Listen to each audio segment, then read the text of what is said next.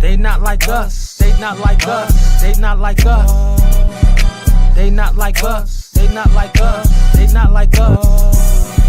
We got that work, we got that work, we got that work, we got that work.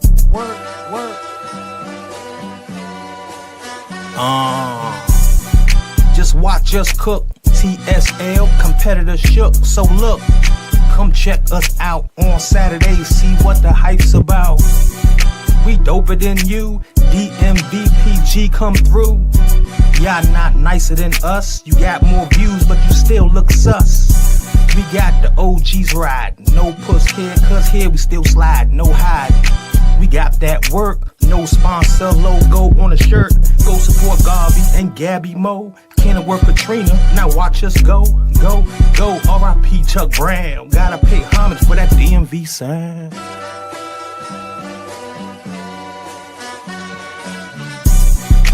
They not like us, they not like us, they not like us.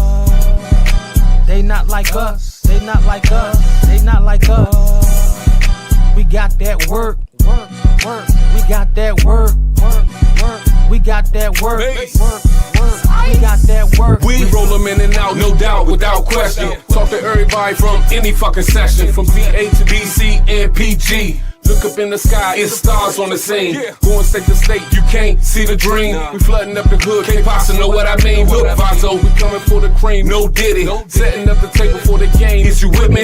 Bangs on the beat anytime we step in it. No slack in the lyrics, we just go get it. Let it bang, we did it. Industry upended. The show goes on without us, don't feel it. Shooting up the city, no cap, it's the district. 80 Mason dot one mission. Crank the city, no cap, it's the district. 80 Mason dot one mission. Crank the city.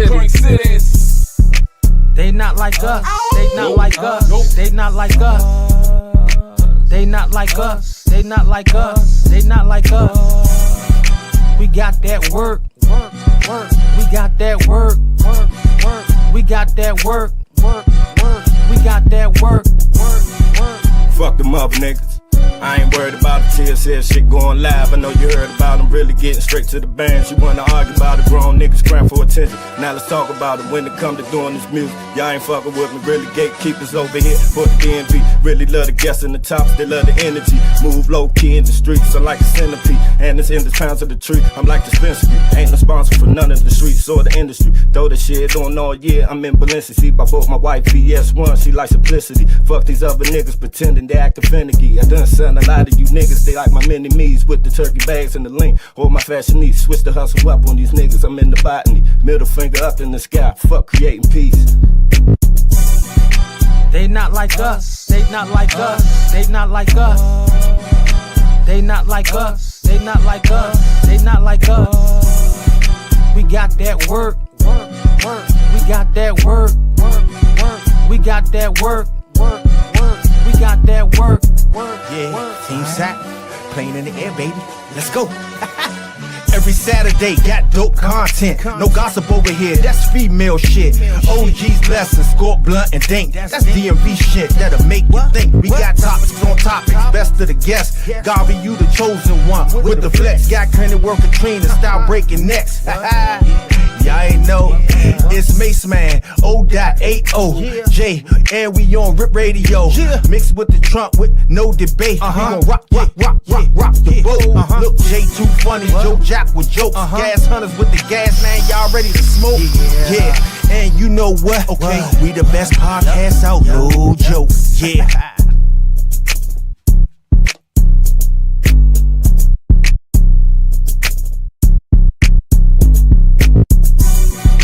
They not like us, they not like us, they not like us. They not like us, they not like us, they not like us. Skyscrapers I'm building, I rap for the children. Crack ceilings, the last black hero verse villains. Bob Dylan, my tambourine mean. Made millions without memes. Go check the streams and the rivers, my mouth clean. Without gold gleam, no grill, crowd screams. A bell rings when she sings. Between all the swings and the strings, you find hope. In the middle of the ocean, low, hanging by a rope. Cuddy in the cloak, sawing my royal oats with the lion on my coat. I made dope once again. The lesson Big Stepper can't win. If the shoes on the other foot, you better backspin. We all patched in, black skin with a grin. We all can't win, but they wanna be him. Tried and true with the I-Town stew, the who's who. For all my cousins and those who sue whoop. For all the runners and touts who cut school, cut grass or cut class faster than you. Saw it on the tube, you heard about it on the news, but you refused. It was a shock. Who knew that it would rise to the top like the Get Fresh? Yup. You should have noticed from the kickstep.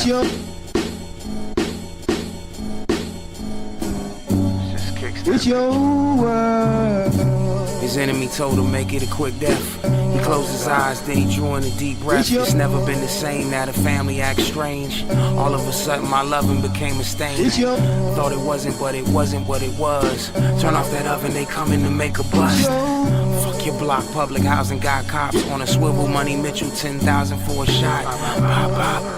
Lock, crush groove, legs gone crazy, they must move. Sitting in the cell where he reminisced, thinking about the money off the boat and how he could've bought a dealership. Yup, talk that prison shit. Could've been honorary. High stakes got you eating from the commissary. What you did got mama and baby mama worried. Smoothie with the berries. You fat juice until they caught him whipping dirty. Another coffin that the people gotta curry.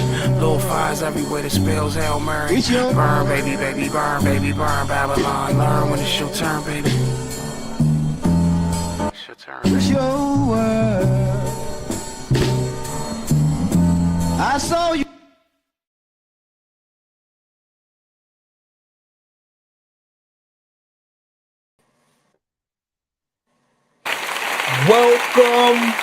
Welcome. We are back here again, right? Thank you for everyone joining me here on TSL, where we are the voice of the entire DMV, right? Yes, that does include Baltimore, and yes, that does include Washington, D.C., right? Okay. I am your host. I am your pilot, the Dude A.O., and we have a special one for you today, right? This is episode 111/40 here on Rip Radio, right? Okay, so thank you to the good Trump, the good one, and thank you to Rip Radio for having us here again, right? So, okay, all right. So, before we even bring our guest on, let me say, once again, the purpose of what I do here every Thursday is, to be totally honest, I look forward to it, because each and every week I get to go to a different part of the DMV and I stumble across gems, right? Like, all right, so myself, right? I used to be an artist, independent scene, right? So this is why this is near and dear to my heart, because I used to do it, right? So I know the grind. I know it, right? I know the raw talent, the talent before, it gets molded one way or the other. Indie scene is that, right? And not only each and every week do I come across gems, like their talent exceeds, like off the chart. You know what I'm saying? It's like you would expect to, like, artists that you really don't know their names, like you expect to actually hear a few songs, hear album or two, to get warmed up, and then it takes off from there, right? But I lied to you not. Right? The screening process to get on the show is, now don't get me wrong.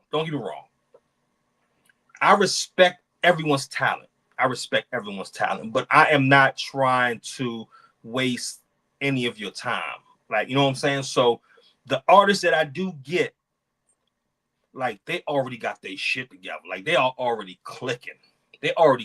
Right? So that is a benchmark for everyone else to know that you have to at least hit that mark. Right? Because the indie scene is a tough scene. It's cutthroat, right? So you have to have a catalog. You have to be dope as shit. Like, you know what I'm saying? Like, you got to know how to rap. Like, you know what I'm saying? Like, you got to already have the pieces together.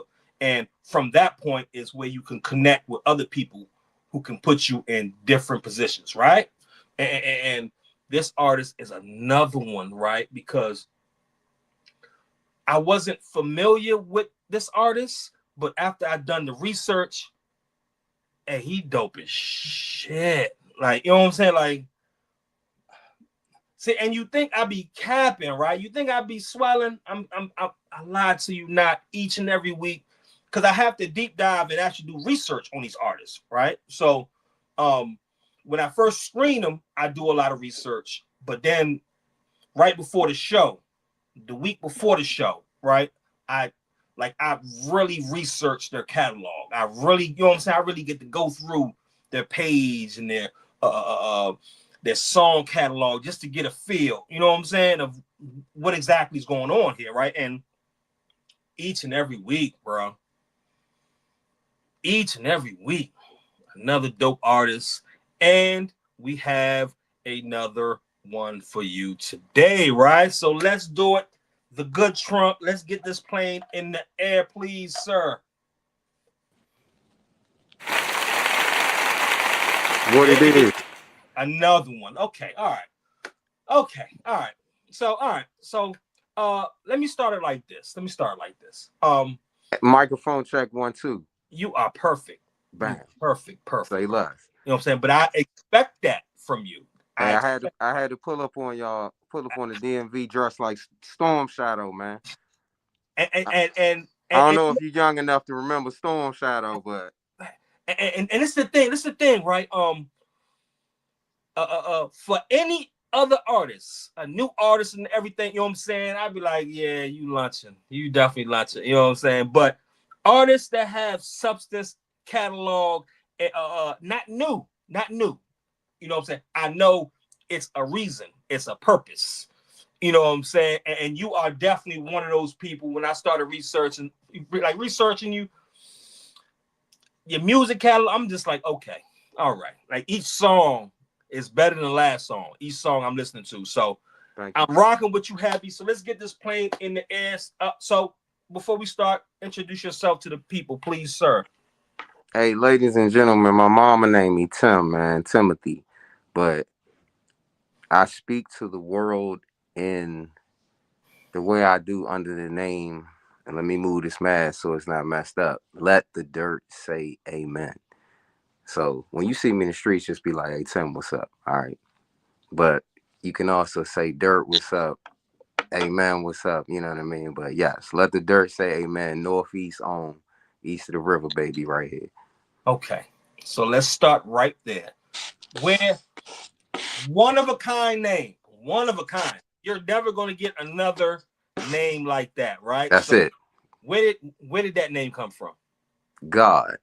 Any good idea I have, is the root of it is God, man. So I think the creator for any inspiration, like, you know what I mean? We take a lot of credit for our own, SHIT, but it's really the source of all sources that gives you the, so one day I was just, I said this before to somebody, that I like to pick names that kind of make people have to think about is it me? Is it a group of people? Is it, you know what I'm saying? So I'm, you know, a lot of people know me from being in a crew called the Cornell West Theory. So same way with that name, with this name, I was just literally sitting somewhere one day and I just heard it. I just heard the phrase. It was just like, let the dirt say amen. So when I first heard it, I was thinking like, oh, maybe you can just use that as like kind of like a catchphrase between me and the people that listen to my stuff.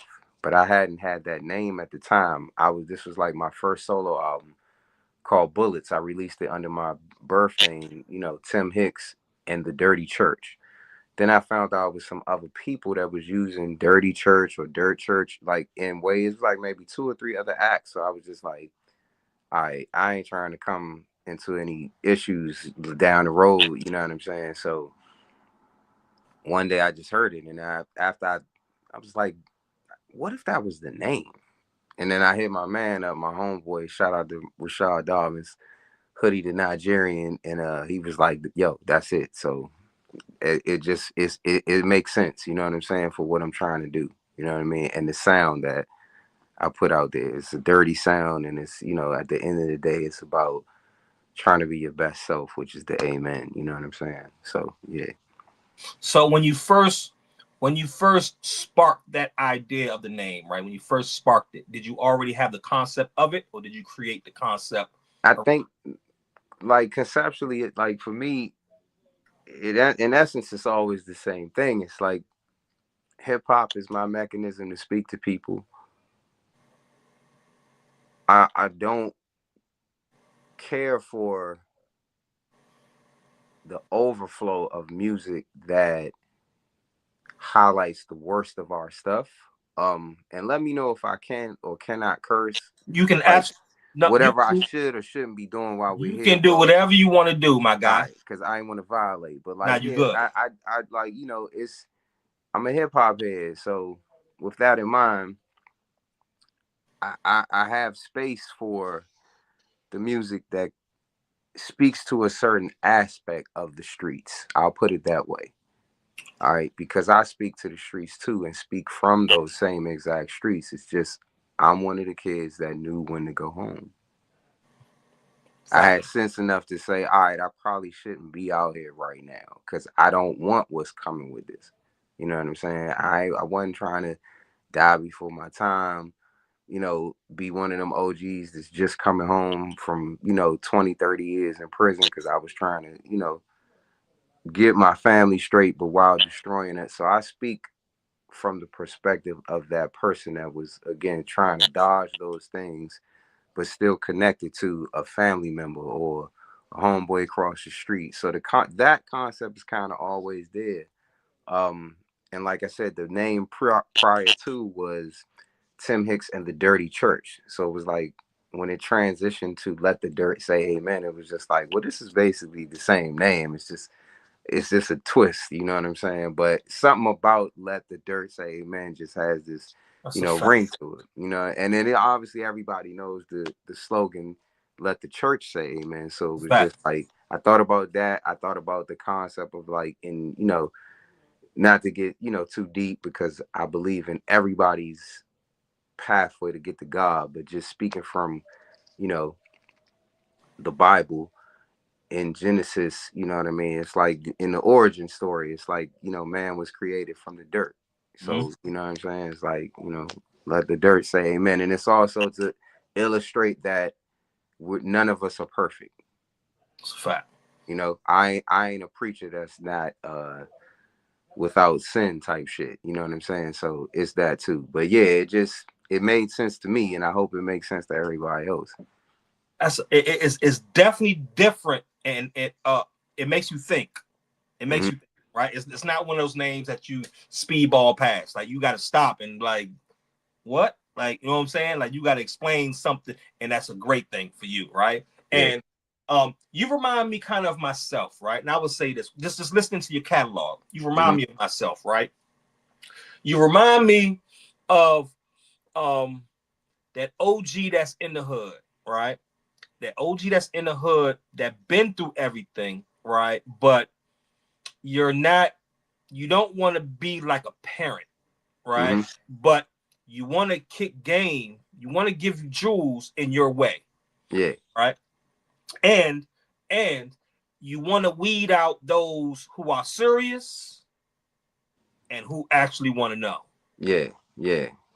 Because you have to weed those out. Like, it's just people they just like the style, like, you know what I'm saying? But it's actually people who come up to you and ask questions, right? And those be the ones that, you know, I respond to. And listening to your music, I see that you're mixing the medicine with the honey in your music. Yeah. And what I mean by that is, you know what I mean by that, it is you're definitely giving us what we need, right? Without sounding churchy in our language, in a language we can understand. Mm-hmm. In a language we can understand. You're not like overly preachy, but you know, we can understand what you're saying. Like, you know what I'm saying? Because we know you've been through it. You know what I'm saying? And I'm not saying don't do it, but if you do it, just know this is what you're gonna face. Yeah, it's, you know, it ain't too many, you know, survivor stories from that side of things. You know what I'm saying? Like I said, I wasn't ever in the streets in that way where I, you know, sold anything or, you know, was carrying guns like that. But like I said, if you grew up where I grew up, in the time that I grew up, you around that all day, every day. You know what I mean? Like I said, if it wasn't me, it was cousins that I had. If it wasn't them, it was, you know, cats on my block, cats on the street over, cats on the, you know, street down. Like, you know, anybody that know DC, I grew up by the shrimp boat. Okay. So imagine that place in the 80s and the early 90s is like, yeah, like you gonna be close to it. You know what I'm saying? And it's just by the grace of God that you end up, you know, being a survivor of that versus, and it does. And let me say it this way too, because the person that goes through it from the perspective of the street guy that did get locked up, that did get shot, that did have, you know, and don't get me wrong, I got shit. I can name 5 people just on my street in a 2-block radius that are no longer here. You know what I mean? That died before the age of 25. You know what I'm saying? So it's just trying to make sure that cats remember, like, hey man, I love you.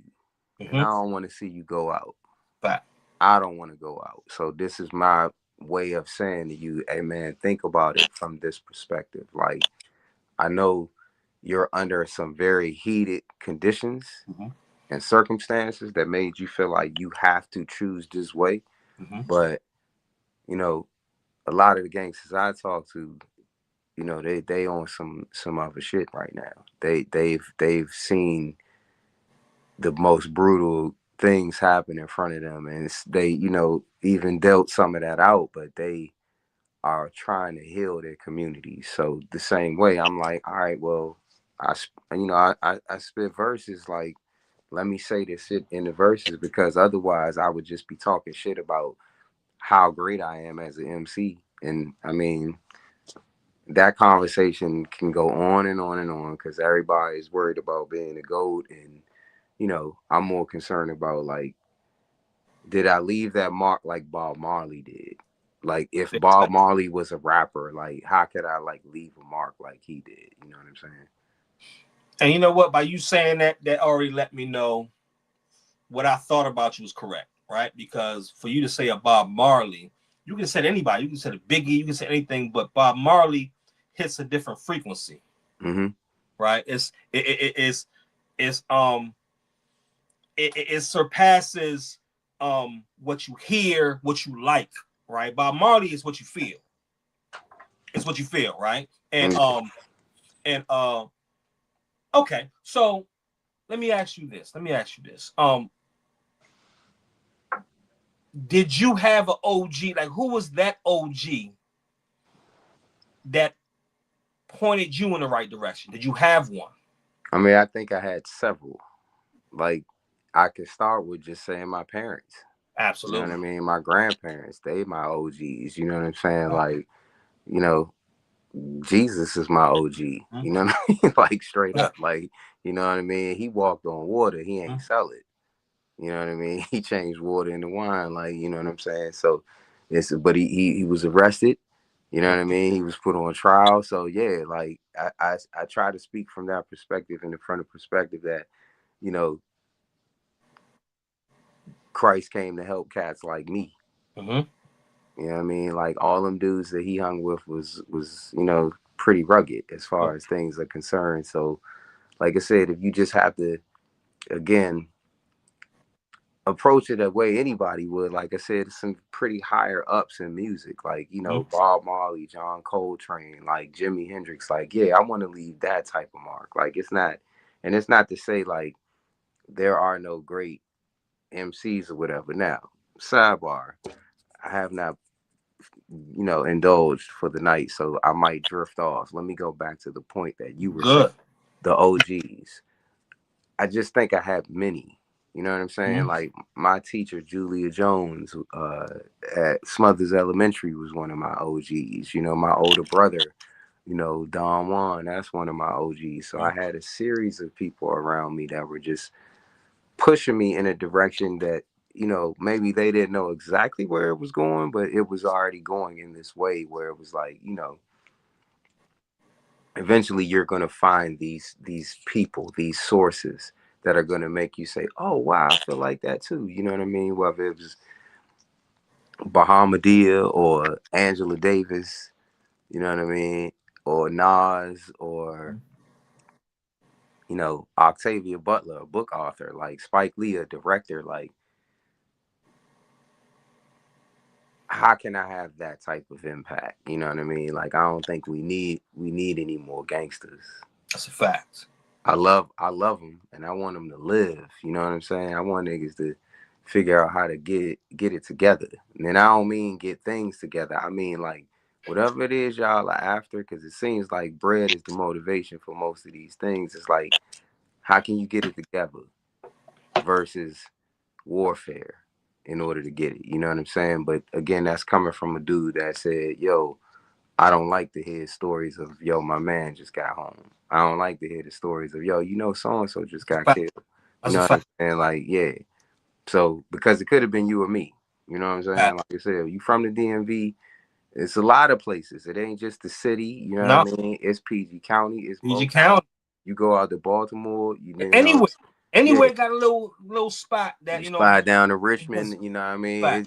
So it's just like, you know, I'm grateful, thankful to be on this side of it. And just like I said, hopefully they do see, you know what I mean, that cool ass uncle is just like, yo, man, this nigga different, man. Like, I like your style, man. I like the fact that you're not on that, but I don't demonize it either. Cause like I said, I could have been that person if not just for guidance and choices. You know what I'm saying? Even with the choices I made, there's been plenty of times I've been in situations where I could have been like up the creek, like, you know what I mean? Whether that means in a jail cell or dead. So yeah, I ain't too far removed from this, you know, the shit the cats be going through. You know what I mean? I know what it's like to have a gun in my face. You know what I'm saying? So I'm rapping for them, man, and praying for those people and praying for myself too. You know what I mean? So I hope that, yeah, that whatever my OGs taught me is, you know, it's leading me in the right path, man. I would say yes, right? Me from the outside looking in, right? I would say what we do here is, it might not be important to other areas, right? But for our area, it's extremely important. And what that is for people like us who came from the trenches. We know what it is, right? Yeah. But I'm not your parent. But I'll let you know what this road leads to, what that road leads to. Now, it's up to you on which way you want to go. It's up to you, right? But I'll let you know what's at the end of both of those roads, right? And that's why I think people like yourself is important, because when we talk about hip hop, they got our youngins crashing out from the drill and all. And we knew from day one when we seen that, we was like, yeah, like niggas don't move like that. Like real niggas don't move like that. Like for you to tell me rap about everything you've been like nobody in the trenches moves like that. Like nobody moves like that. So it definitely was a crash out mission. Mm-hmm. That's why they need people like us. Yeah. I understand that, you know, like a lot of in the beginning, it was a lot of people talking about, yeah, the OGs hate what we got going on. Mm-hmm. But it's a miscommunication. It's not that we hate what you got going on. Like we move different. So it's either left or right with us, right? Mm-hmm. Now, you might take the truth as harsh, right? But the lie has sugar in it, right? The lie has sugar in it. The lie is always sweet, right? The lie is always sweet. So they need people like us to tell you exactly this or that, right? Mm-hmm. And your music, when I listen to it, not only are you doing that, you give us that pro-black in there, you give us a splash of that, you give us some grown man shit here. You know what I'm saying? Like it's a gumbo pot, right? Mm-hmm. There's a whole bunch of ingredients in there, right? So once again, if you listen, if you actually listening, you will hear something. You know what I'm saying? Because even your beat selection is kind of like, how can I describe it? It's kind of like a D'Angelo, or you know what I'm saying? Like it could be just something simple. Yeah, hey man, blessings to the King Michael Archer, man. You know what I'm saying? Thank God for D'Angelo. You know, bro, it could be something real simple, and you painting the picture in between that. Mm-hmm. Like, you know what I'm saying? Like you purposely made the beat simple for you to actually, okay, so now I don't want to over drown you with the music. I just want you to hear what I'm saying. Mm-hmm. And when I heard it a few times, I said, okay, I get it. I get it, right? So, okay, so let's get into the music. Right? Okay. So, hey, quick question for you, bro. Yes, if I plug up these phones, will it disrupt our sound? I don't know. Try it. All right, because I don't want to have us out here sounding wild. Let's see what we got. No, so far you good. Let's see what happens if you plug it in. All right, bet. Let's go. Let me know what we sounding like, bro. So far good. You good? All right, there we go. I just didn't want it to be janky. My bad. Nah, you good. Right? So okay. Yeah. All right. So now let's get to the music, right? So okay. So who did you hear, or who made you want to rap? Like, who was that person? Ooh, wow, man. It's a lot of people, but I'll try to start at the beginning. How about that? That first cherry. All right. So, like, the first song I ever memorized was from Salt-N-Pepa. My mic sound nice. Check.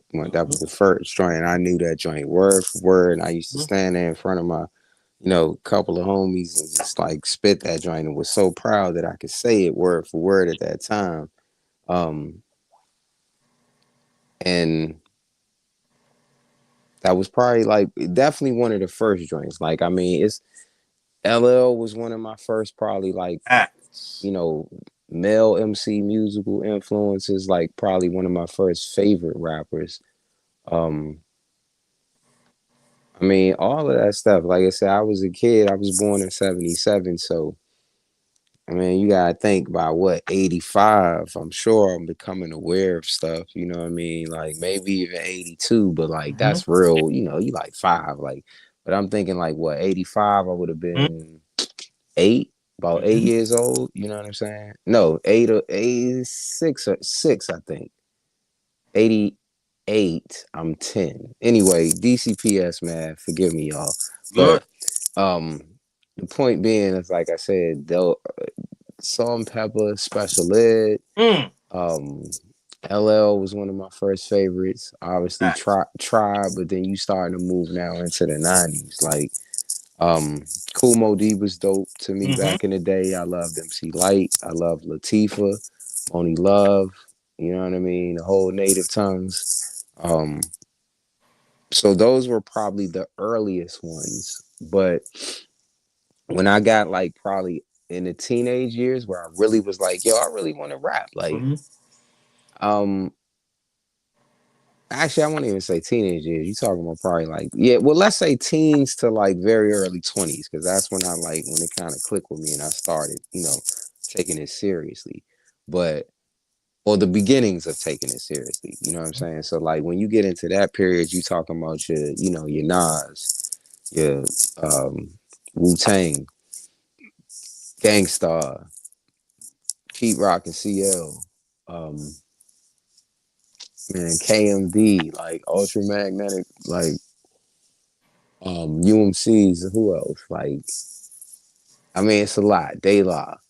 Um, So hold on. then you get into the raucous era, like Mos Def, Common, Black Thought, Talib, all of those people like are So those are definitely, stages. So it's stages, right? It's yeah. stages, It's like right? I'm Okay. I'm kind of naming the influences, and don't let me not forget, to say Outkast, man, Mm. and Goody Mob and the Dungeon Family. You know what I mean? Like they definitely played a huge part. Diggable Planets played a huge part. Hmm. Like, you know what I mean? Ice-T played a huge part. Like, it's hip hop would have variety then. So I was able to like, you ain't had to just listen to the playlist that's playing the same shit the whole time. You know what I'm saying? So all those things are kind of like, was just somebody, like you said, gumbo. Somebody just That's a fact, right? pouring into the pot. You know what I mean? Like, oh, let me add this spice. Let me add.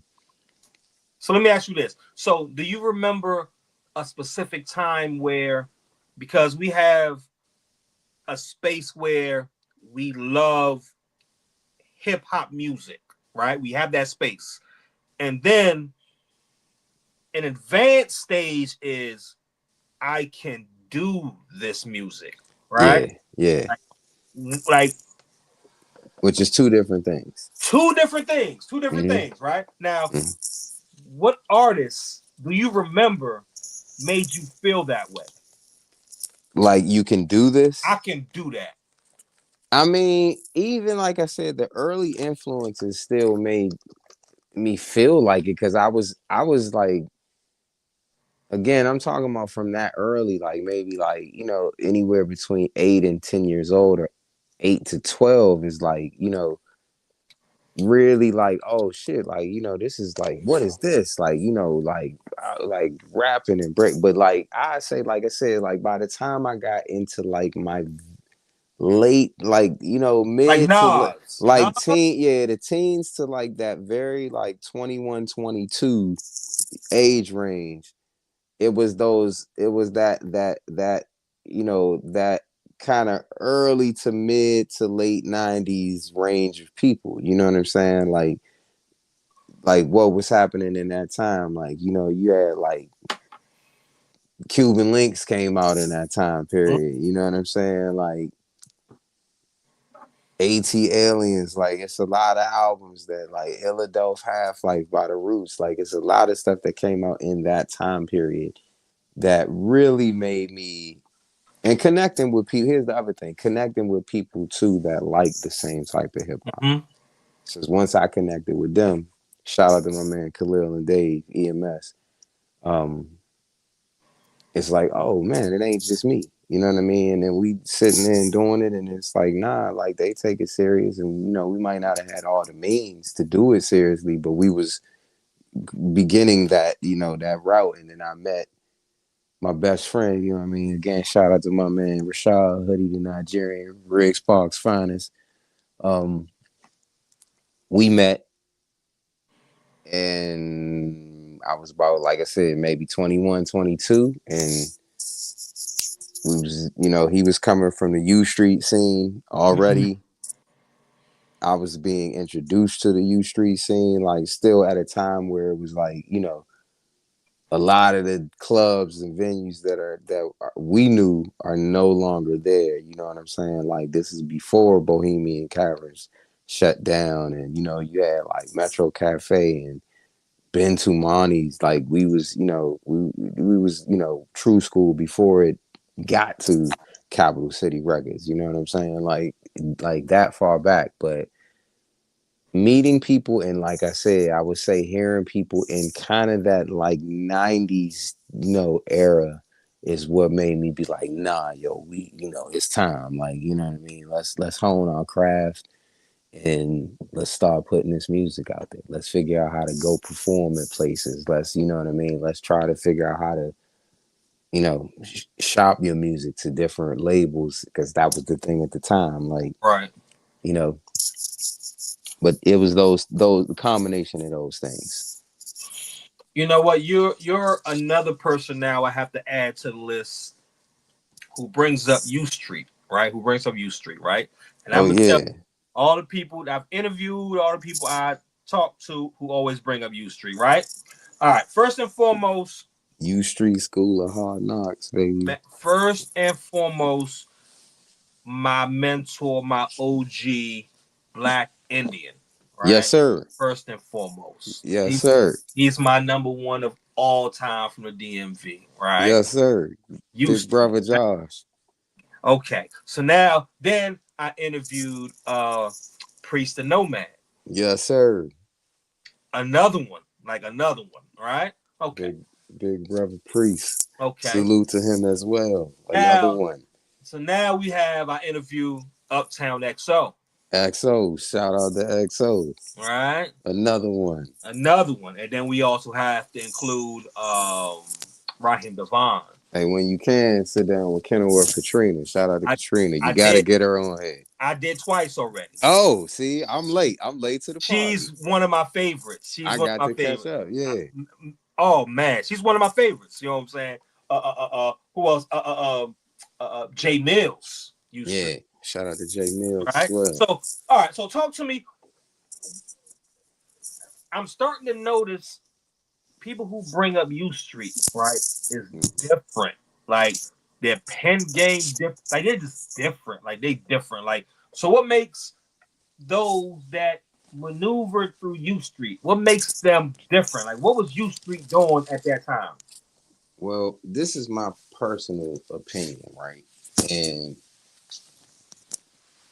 like I said, I can only speak for me in that I feel that U Street is the U Street. Like, I mean, here's the thing: you could put it on a lot of things because DC's hip hop and go-go are always connected, right? Mm-hmm. Even though go-go is the predominant sound, it's still always like a, kind of like a line where they kind of meet up. You know what I'm saying? So, some parts of DC's hip hop comes from, a side that's a little bit more connected to the go-go scene. And then there's U Street. U Street to me is the part that was where hip hop really was. Like pure. Like no, that's the thing. Like a lot of, and this is no diss to anybody, but because again, this is connected to being from the DMV. Like it's just, even if you ain't like it, it was still in your blood. You know what I mean? Go-go, like if it come on in a car riding past, you gonna do a little boogie real quick. You're not gonna be able to help it. But it's also something to those of us that was just on hip hop, that we was just like, nah, I'm in the rap. Like, you know what I'm saying? Like, and, shout out to Priest because he just dropped the documentary, I Was the Weirdo, which tells a lot of this story that I'm saying. But just honestly, if you ask me, U Street is the reason why we have a DMV scene. It's because of the work that was being put down there by people before me, and I just happened to be one of the ones that was blessed enough to show up still at that time, and right before everything shut down and started changing, and gentrification started changing the way U Street looked and who lived there and all of that stuff. Like the people who was hitting U Street were the ones that really built the bricks, so that a lot of people could be out here right now kind of riding off of the opportunity that has come from people looking at the DMV. But, you know, again, DC, Maryland, Virginia came together, but it had to happen in the city because you can't have a DMV without DC. So people was coming to U Street, you know, again, from all places, people from inside the city, people from outside the city, and they built those bricks there. That's where I got shocked at, was being on U Street with them guys, you know what I mean?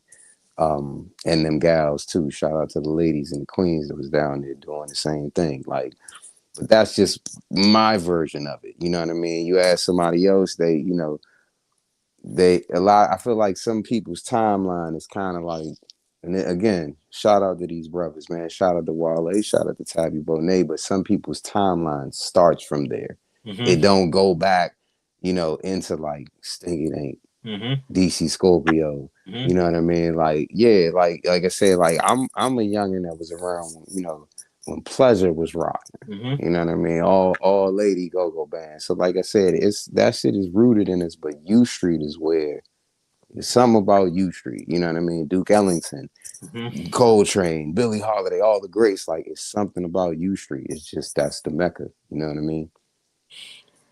And you know what? We are around the same age, and by me just at years, just interviewing artists, right? And just every week I get to go to a different part of the DMV and just hear that story. And what you said was probably the best way that it could be said about U Street, right? U Street was the birth of the DMV hip hop, right? Yeah. Now, don't get me wrong. I be with my OGs. I be with DC Scorpio. I be with Tony Blunt. I be with I was with Black Indian. Yes, you know, and all those OGs, right? And shout out to Sister Nonchalant as well, man. That's a fact. That's a fact, right? But though, and Stinky Dink, you know, probably around those. So but what they do is they are hip hop, but they come from that go-go element, right? Right? They do. Another one of my favorites I interviewed, and he is that middle road, Killer Cow, right?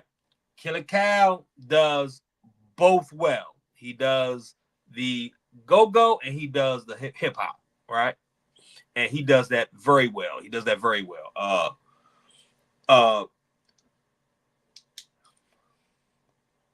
hear me? I'm with you. Okay, cool. All right, bad. Yeah. So I'm saying, so all right, so yeah. So Killer Cow is that bridge in between, right? He does both well. Okay. U Street, I can honestly say, and I would agree with you. I think U Street was that birth of the DMV artist who just thought hip hop first, right? He didn't think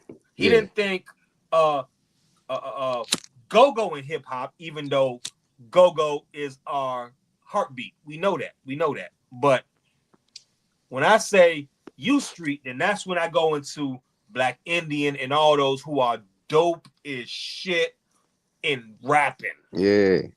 Like rapping. Shout out to Kokai, shout out to YU. Yeah. That's a fact, right? So, okay. So let me ask you this.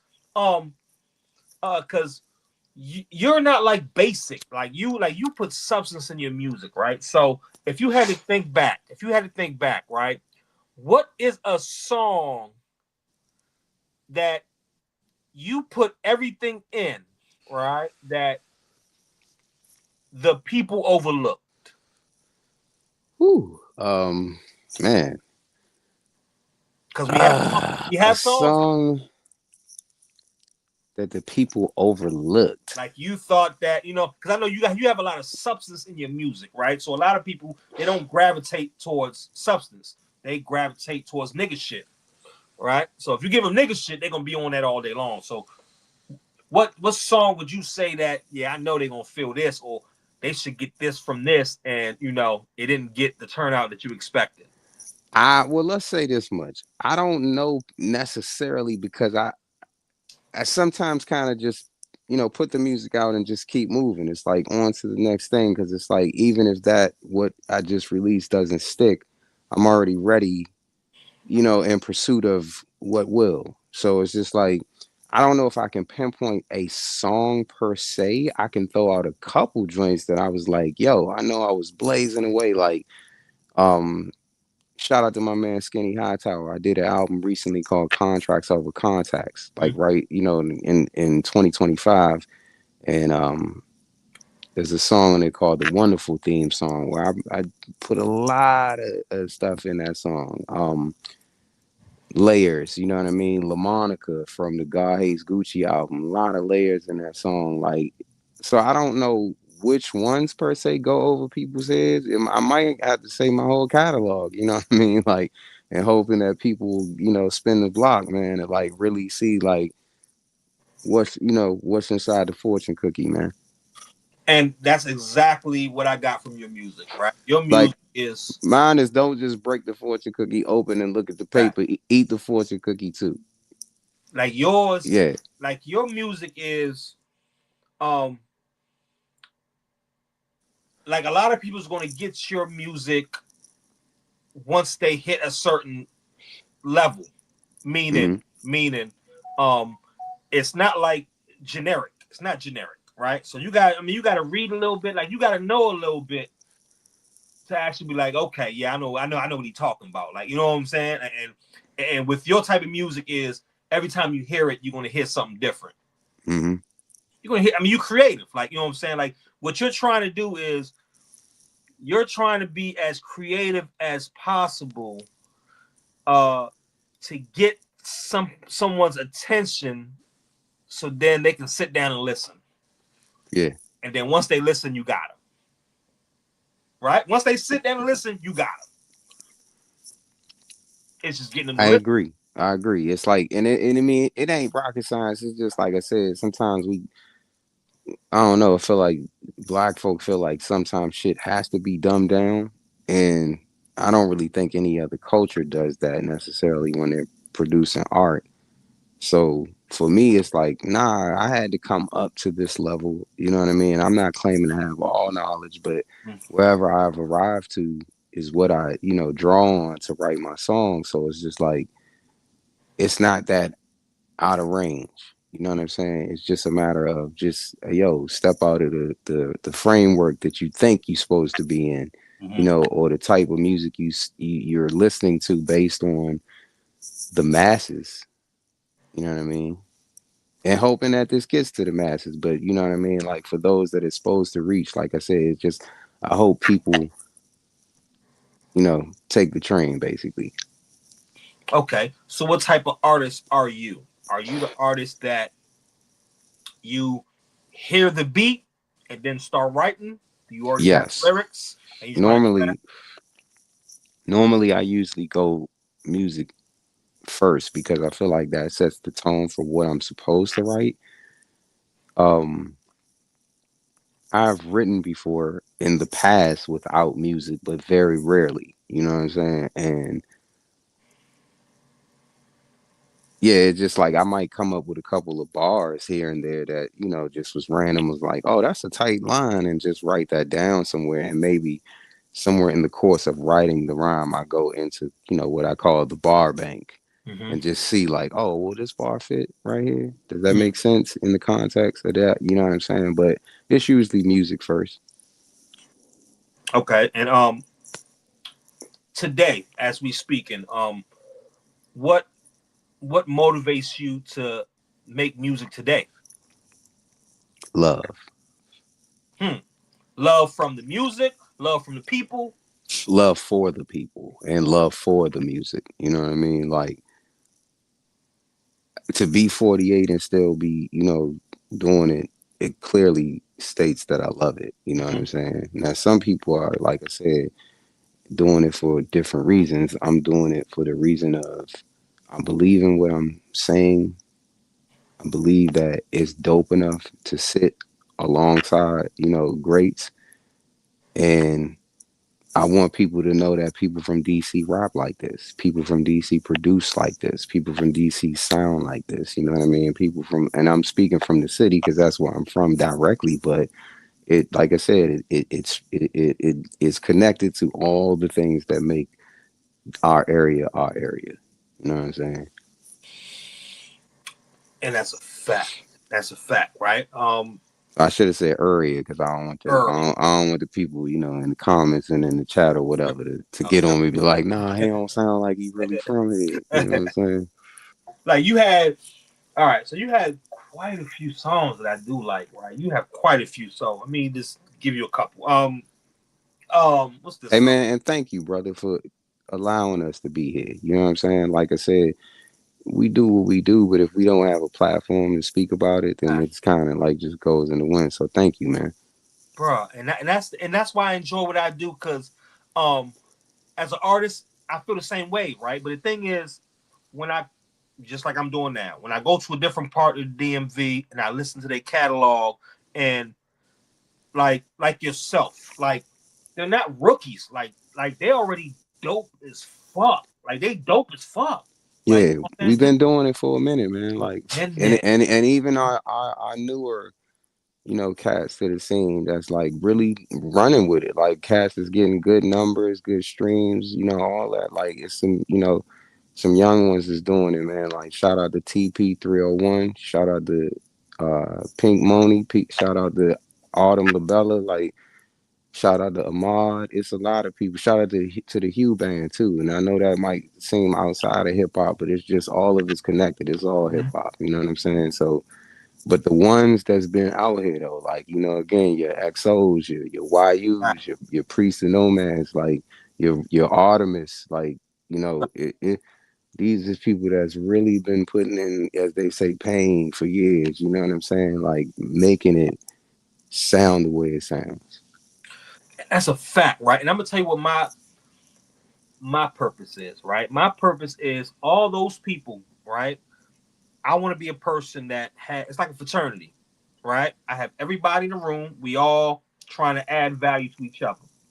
You might need a producer, you might need a singer, whatever you need. It don't matter what you need, like, but we all accessible.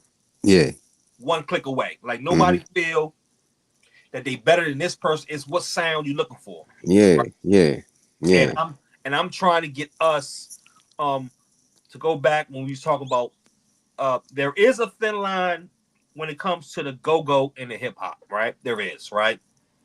But this is what my flag is repping.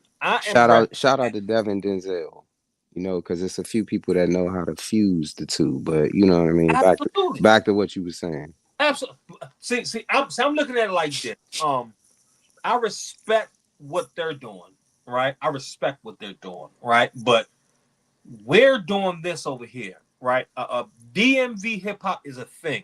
Yes, it is. Right? And we are dope as shit and talented enough to stand alone. Even though we don't have to stand alone, but I want people, when they think of DMV, you think of go-go, but you also think, oh yeah, they're hip hop. Like, they really can throw down as well. Like, we do both. Just like we do sports, we do comedy, like we do it all. Like, you know what I'm saying? Don't shortchange us on the hip hop, because I would choose DMV hip hop artists versus anyone else. The whole USA, the whole world. Like, and people think I be capping, but the thing is, I do this every week. And every week I find a gem like yourself. Not a beginner. No. Like a person that will, whoever you like, he will bust their ass. Like, whoever that person is. Real shit. Because they're not new. They're not new, right? So well, let's talk about what's the, like you got so many Scam and Drink Lean. Right, let's talk about Scam and Drink Lean. Okay, shout out to Howard Knox, man, who produced that. Okay. So, what was you on? Like, you know what I'm saying? Like, creatively, like, you know what I'm saying? What got you to tap into that frequency?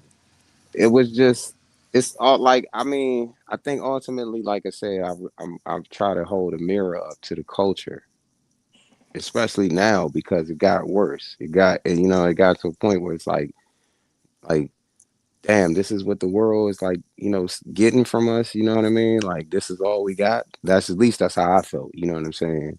Um, so Scam and Drink Lean just was kind of like, to me, like aligned with the times. It's just like, it's gone from an era of, niggas selling dope to now motherfuckers is scamming, and scamming, I guess, was always a thing in Mhm. some form, but it's like the new tech and digital era of all this is like, it's just way different. And like the fact that I grew up in a time where, again, drugs were a terrible thing that happened to the community. And now it's like more like celebrated in the culture. You know what I mean? It's like, how much drugs do you take? You know what I mean? Like, what's You the know what? name? What's the And that's the names of all difference. the drugs? And let's, And that's the sing about difference. that. Us growing up, we was rapping about selling the drugs. These niggas take the drugs. Yeah. Or, it was either you rapped about selling it or you was on the other side of it. Like, Public Enemy, like Night of the Living Bassheads, where you was trying to like talk about it from the perspective of like, damn, man, like this shit is wild. Like, this ain't good. Like, you know what I mean? But yeah, they rapping and singing about taking it. You know what I mean? Like, it's a different time and era. So I was just trying to adapt my not flow, but the message to what's happening now. You know what I mean? Like, that's what like I said that in the song somewhere. Like, that's what they do, right? Like, scam and drink lean. You know what I'm saying? So So that specific song, what did you come up with first? Was it the hook? Was it the verse? Was it a concept? Like what? so the way it started was literally I started writing what ended up being the hook for the song, but it was basically me writing it as the verse. And so I just kept going, and then I was just like, oh, you just need to repeat this shit. Like, it's not a lot of songs where people do that anymore in hip hop or music, period, where they just repeat one verse. You know what I'm saying? Like, it's always, if it's more than one verse, it's two different verses. So I was just like, and I've done that before in earlier songs. So I was like, let me go back and do that on this song where you just repeat everything you just said pretty much. You know what I'm saying? So yeah. And that's why I like that song because it's not the norm. It's not structured the way you normally would see a song. Like, because when I heard the song, and what you just said was the only reason that I knew that that was kind of a verse because you repeated it. That was the only way. Like, but at first when I heard it, I thought it was a verse. But the only reason was when you repeated it, I said, okay, then that's the chorus. Yeah. That's the chorus. But when I first heard it, I said, okay, all right, that's a verse. It's kind of, you know what I'm saying? But then when you repeated it, I said, okay, that's the Yeah. hook. That's the Hey, hook. it's gonna get dark real quick, but I'm still here. I'm just walking through the dark up into the Good. light You again. good. You good. Okay. All right. So who does your production, right? Because uh your production is everything. It's like from the scale is from boom bap to Outkast till jazz till you know what I'm saying. Like the scale is crazy, right? So who does your production and when you do like do you have like a beat pack? Do you listen to the beats and then you pick what you want? Like how does that work? Like what's your creative process in that? So so typically it's usually me on production Mm. on most of my projects. Like, the only all right, so like, let's see. You start from the top, like I said, even though it's not under the name Let the Dirt Say Amen. My first solo album is an album called Bullets that I won best rap album at the Whammies for. So Bullets, I did all the music on that. I did the first album under the name Let the Dirt Say Amen was God Hates Gucci. Mm. And I did all the music on that. Um I Love You, I'm Not Sorry is the album after that. Well, actually, in between that, there's an EP that I did called Jesus Light Skin Superstar. that's available on Bandcamp. It's not on streaming. Um, that one I produced all the music on that. I Love You, I'm Not Sorry. I did basically like I would say 90% of the production on that, and then um, shout out to Howard Knox again. He did 3 songs on that album. So he did Scam and Drink Lean, he did Whammy Heist, and he did All That You Got Is Me. I think that's the name of the song. I might have messed the name of the song up. It's been a minute, but he did those 3. So, but like I said, all the rest of the joints, I did that. Um, you get out of there, and then you have Cool Disco Dirt, I think is next in the order. I did all the music on that. That was dope. Contracts Over Contacts is the first album that you get to where it's just me over you know, another producer for the whole album. You know what I'm saying? Shout out to Skinny Hightower, because Skinny did all the music on that one. Is that a project with Stupido? I think that's what it is. Nah, so that album is 3 to Godway. Okay. Salute to Kamba and Sean Bourne. That was another project that I worked on right directly after I God Hates Gucci, and I did half the production on that album. Sean Bourne did all the other beats on it, and I think I feel like Howard Knox did 1 joint on it. He might have had 2 beats on it, but Stupido is on that album. You know what I'm saying? But like I said, Contracts Over Contacts has songs like the Wonderful Theme Song, Sherman Douglas, Bobby Humphrey. What else is on that album? Mazda A. But that's, like I said, all Skinny's production. And then so when we get back to Hear My Dear, that's all me again. Who did the it's 2 other joints. I mean, it's quite a few. Like, you got so many. So, but 3 Stars, 2 Stripes. Yeah, so shout out to Rock Abraham. He's another artist out of our area, man, and very dope MC and producer. And so that was his song. I was just a featured artist on that track. And then you have, I mean, there's so many. What's the one with the letters? GIYMT or something like that. Yeah. That's on God Hates Gucci. Yeah, I did the music for that joint. Like you got so many. Like it's like you got so many. Like it's so many, right? Yeah, I've been working, man, trying to, I think at the time that I did, like when I did God Hates Gucci, I saw like just hip hop as a whole, the culture. I mean, obviously, there's so many people in it now, so you got that, but like the output of artists started to be more than what it was before. Before you had to you got an album from an artist, and you probably waited like, if you were lucky, 2 years, and then they gave you the next album.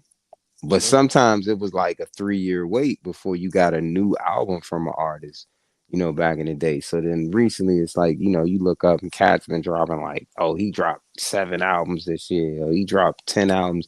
So it was never to be in competition with that. But for me, I just wanted to do my version of that much output, because it's also about the quality of it at the end of the day. It's like people drop albums and songs all the time, but it's like, how much of that music is like, oh, I want to come back to that. Right.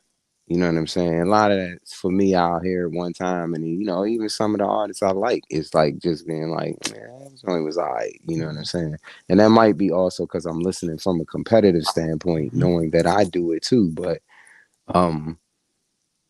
yeah, you know what I mean? Like I said, I just know what I want to hear. You know what I'm saying? If I can't, get it from other producers, it's just like, yo, I'm gonna just make it myself and go. You know what I'm saying? So, I don't know if I got lost. No, you good. Train of thought, but yeah. No. You actually been throwing me alley-oops because because you mentioned another one that I do like, and to me, I think is a masterpiece because you nailed the lyrics, the hook, the video, the concept. Right, Whammy Heist. Whammy Heist, right? Oh man, thank you, bro. Shout out. Let me shout out a couple people real quick. First, shout out to Ronnie Bueller, aka the Focus Shooter. That's my bro from LA. Um, been responsible for like a good slew of the last probably I don't know, man. We worked on a couple joints. Like I'm sure it's been 5 or more by this point. Videos that we've done because I was living in LA for 3 years. So I got a good chunk of work done out there, you know what I'm saying? But shout out to Ronnie, shout out to BB LaMonica, you know what I mean, for believing in me for many, many years and being out there in LA with me. Um, and shout out to my sister Georgia Ann Muldrow for participating in the video, man. She was cool enough to be in that joint with us, man. We had a lot of fun filming that joint, you know what I mean? And Whammy Heist, again, shout out to Howard Knox because he did the beat. It was originally a song called Grammy Heist on an album that Howard Knox and Camber did called, they have a crew called Black Earth. So their first album, I think Grammy Heist is on the first album. And so, I obviously been blessed to win, a couple of Whammys. And it was just like, yo, let's flip the name and just, so yeah, that's, and I'm hoping to pull another Whammy Heist, man. The Whammies again is coming up. So we'll see, you know what I mean? It's all up to the creator, but yeah. When I heard it, because once again, I didn't know your story, right? But when I did the research and I heard that song, what I took from it was you definitely was flexing. You was flexing, right? Like, you know what I'm saying? Like, to me, it's like when you've won a championship a couple of times, right? And that was it. It was like, I guess if Michael Jordan and Scotty could rap, they would have wrote a song like this after, taking a couple of those rings home. You know what I'm saying? So that's kind of how I look at it. It's like I've been blessed to win it 6 times in my lifetime. You know what I mean? I won it twice with my band Cornell West Area, and I won it 1, 2, 3 times as a solo artist, and then one more time for 3 to Godway. So I mean, I don't honestly need to win any more of them, but it's just like I said, it's like, look, hey man, but the thing about it for me is that at some point I predicted it. What you mean? Like when God Hates Gucci kind of like was completed, I knew I had a classic on my hands. So I knew at that point, like I said, I had already won, before with Bullets, my first solo album. But it was just like kind of when God Hates Gucci, I kind of was just like promoting it a lot and like in the stories, like tagging the Whammies a lot and just being like, yo, this is album of the year. This is album of the year. This is album of the year. You know what I mean? And then it happened. So it was just kind of like I said, it made sense like for the song to just be like, yo, like, and like I said, I try to big up the Whammies the way I think we all should in the DMV. Salute to the Go-Go Awards because that's a big thing and a needed thing. But like the Whammies, they've been around for many, many years. You know what I'm saying? So it's like, there is the Grammys, and that's great and blessings to anybody that's ever been nominated and all that. But like I said, to even just be considered in your area, because this is a big area, even if it's not just considering the city of Washington, D.C. When you add in PG County, you add in Mo County, you add, you know what I'm saying, Alexandria and all that stuff, it's a pretty big area. So to be nominated out of, hundreds of thousands of artists and, kind of make it down to the finals, like, that's a blessing, man. So I just try to like parade it around so that everybody can like, when it come that time of year, it's like, yo, man, put your name in the ring. You know what I mean? Whoever you are, because it makes our area shine. You know what I'm saying? Like whoever wins. You know what I'm saying? And that's a fact. And you have to start somewhere, right? You know what? When I do listen to your music, right? Okay. So the reason I created this platform, right? I had left the DMV. Mm-hmm. I had lived in Miami for 6 years, right? Okay. Living in So Miami. you did the same thing. I've lived in New York for a year, and I've lived in LA for 3. And a quite like a lot of your music, when you said that you did make it in Cali, I felt that, you know what I'm saying? Because what people like, all right, so the only All people right. So just for clarity, because I'm just trying to make sure I know what you're saying. You say when I didn't make it in Cali. when you did make it in Cali, the Okay, you song, said did make it yeah, over there. Okay, all yes, right. the songs you made in Cali All right. My sound bad. different than the songs you make here, right? Yes. And the reason I got it is because I couldn't have made this podcast here. Mm-hmm. I couldn't have, because here it is defense first, right? Yeah. You always Yeah. got to think defense, right? Creativity comes in offense. Like Mm-hmm. you have to be in a space that you're comfortable to do offense, right? So once I went to Miami, even now, don't get me wrong, defense wins championships. We all know that, right? But the thing is, to be creative, to do something that you normally wouldn't do, takes offense, right? Mm-hmm. And Mm-hmm. when I heard your music, just by looking at the video, the colors, you know, I can tell it was either in Florida or was in Cali. Mm-hmm. Mm-hmm. One of the two, and the mood, the vibe is different. It's different. Yeah. Yeah. You know what I'm saying? And that's why we love the Wiz Khalifas and all, you know what I'm saying? The Bob Marleys, because their music hit a frequency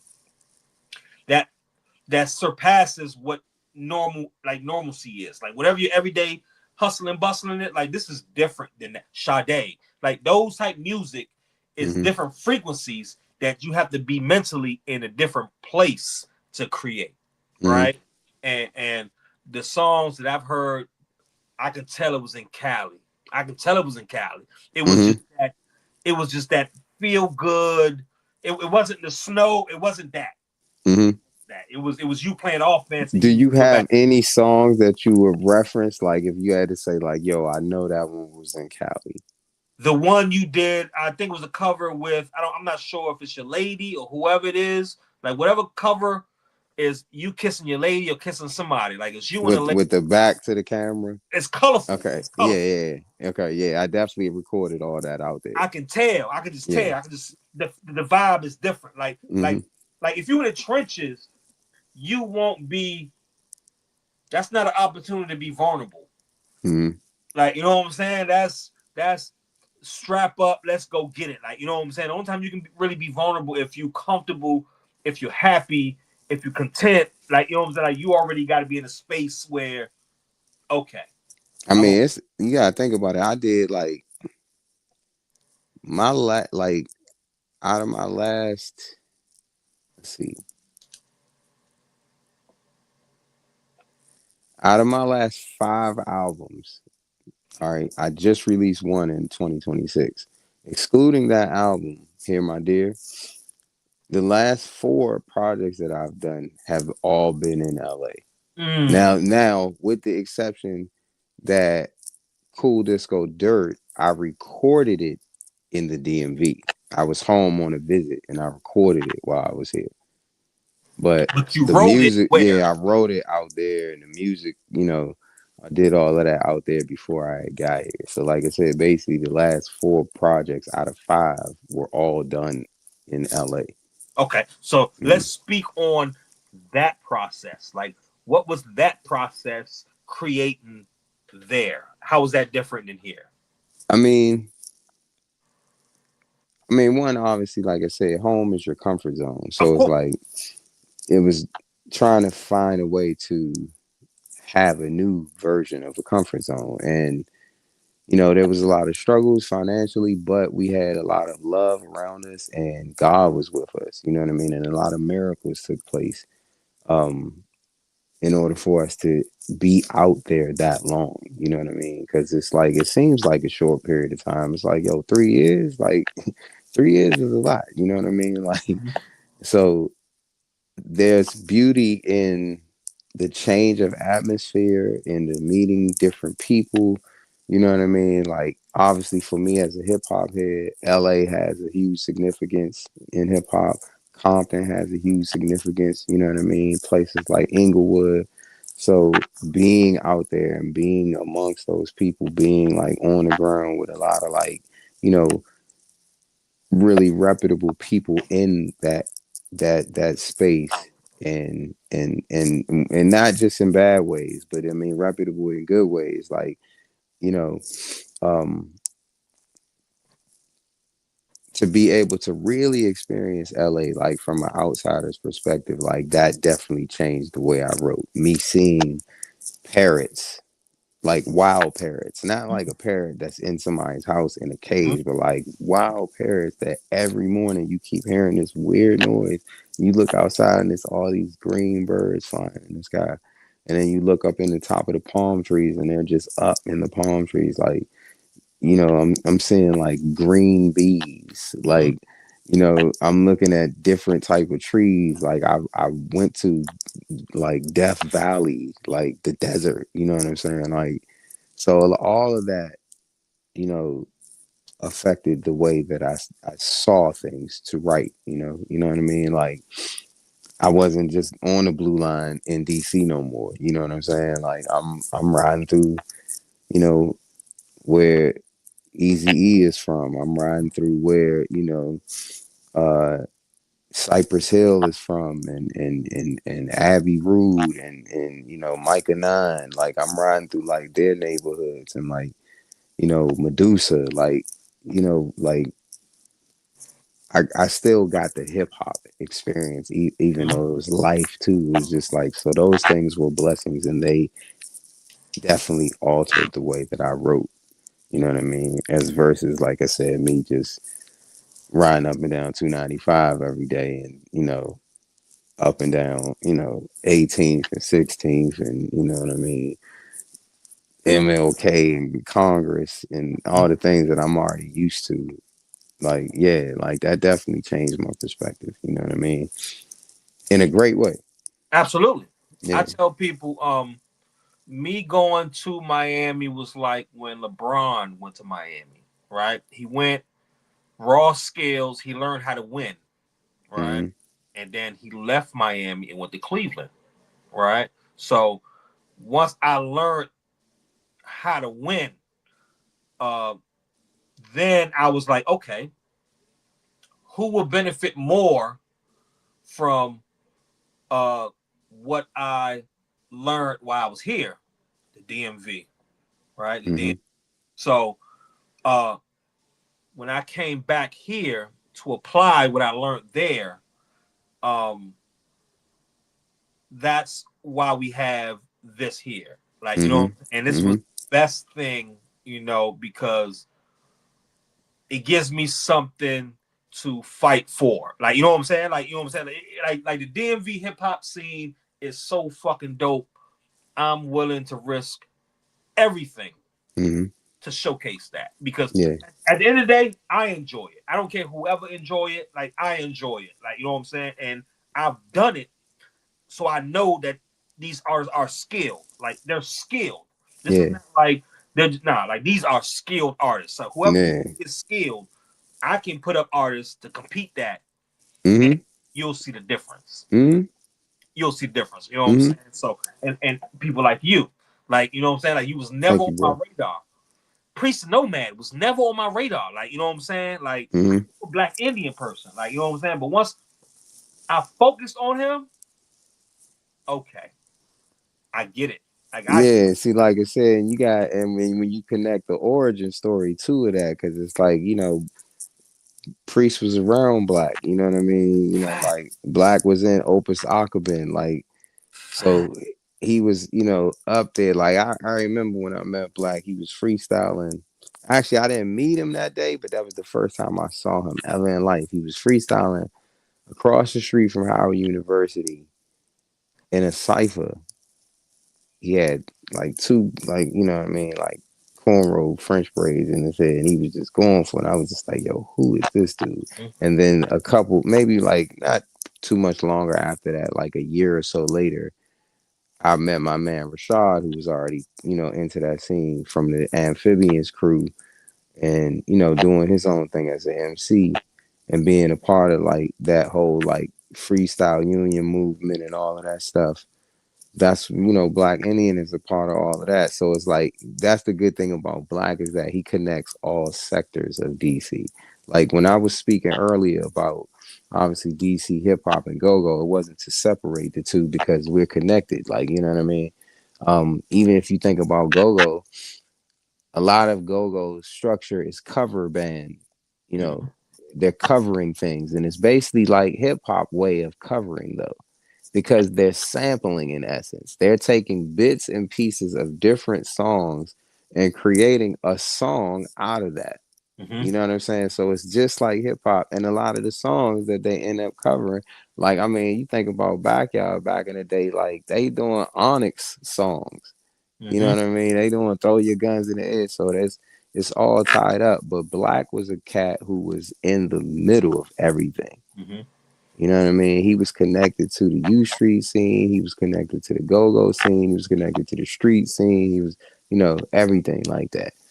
So it just makes sense that you would, at some point find people like Priest, and you know what I'm saying? Right. That's a fact, right? We have a few more minutes with you. I have so many more questions, so I definitely got to bring you back on for part two. So let me ask you this. So, looking back, right? Because right now you are seasoned, you experience. So looking back, if it's one thing you can change when you was a new artist, what would that be? I think just taking it more seriously, and not assuming the posture of a rock star so soon. You know what I mean? Like it's like I did a lot of like just rock star things too early in my upbringing in this as a musician, and I'm man enough, and at this point old enough or young enough to be able to like have full recognition of it and say, yo, you was wilding. Like if you might not have done those things, you probably could have connected with this and this and this a little bit quicker. But I also believe this too: God's timing is better than ours. It's a fact. So divine timing is a different speed and scale than the one that we think, and we always have a lens for what we think someone else's perfection should be. So for me, I realized, nah, you was actually supposed to be rapping now. Like right now is when like your pen game is like crazy, and like, you understand your personality enough to know what star power is and how to use it in a way that is for the glory of God and not, the dishonor of the culture or the, you know what I'm saying? Like, and again, that's coming from an imperfect person, but it's just like I said, yeah. I really appreciate you. I would say you are, when it comes to DMV hip hop, you are a great representative of us. I hope so, man. I love my area, man. Like, it's why I do what I do. I rap from the perspective of a cat from DC. Like I'm not from nowhere else. I'm not from, shout out to Philly, shout out to, LA, New York, Memphis, like, but I'm from DC. I'm from the place where we watched what the White House did to the rest of the country and to the rest of the world and to us from our front yard or our backyard, depending on how you look at it. You know what I'm saying? I come from the era where Marion Barry was doing his best to help, the residents of the city, despite all the challenges that we faced at the time. And I rap from that perspective of coming from that era of really, really, like I said, it's like, it's a certain type of danger that's out here now in the streets. But a lot of these, young kings that people have started to refer to as YNs, maybe based on their behavior, maybe based on just society. But I said Young Kings because I want to change the narrative. I want them to start to see themselves differently and stop using this as a, you know, as a way of intimidation. Because it's not about that. Oh, you really hiding from something because you're doing something that's, you know, again, not just endangering your life, but you might have, you know, unalive somebody, or you might be selling something that might lead somebody to being, you know, in a horrible state. Like you making your neighborhood like chaotic. Like I want those people to see things differently. You know what I'm saying? Hopefully, or the ones that can. You know what I'm saying? And you know what? I appreciate you. In closing, I would say yes. But the difference between what you're doing and what I'm doing, even though we come from the trenches, we're still trying to point you in the right direction, right? Yeah. We don't want you to come from where we come from, because it's going to be many years of you trying to work out of that. And yeah, it's go towards the light. You know what I mean? Right? Appreciate you, man. We're gonna lock in. I'm gonna give you my number, so I'm gonna definitely get you back on. I am a fan. Hey, man. I really appreciate what you got going on, man. Keep Thank doing you, bro. your thing. I'm gonna support you.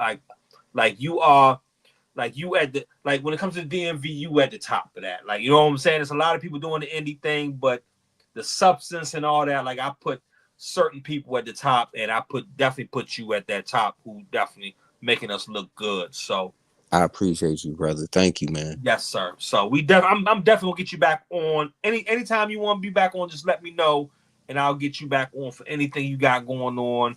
I rock with you. You got to support it here, my guy. So I appreciate you for entertaining what I got going on. Thank you, sir. Hey, man. Thank you, bro. Like I said, I got some more music in the works. God Hates Gucci 2 is in the works. I got an album coming out. Shout out to Superior over in Germany. We got a project coming out. So yeah, man, it's a lot of things. Shout out to my man Jamal J. We got another song coming, you know what I mean? We did a joint called Onomatopoeia. Very dope artist. And just shout out to everybody, man. You know, it'll take us a whole another 30 minutes for me to shout out everybody. But definitely shout out Northeast, Southeast, Northwest, Southwest, and all the surrounding area, man. Like, you know what I mean?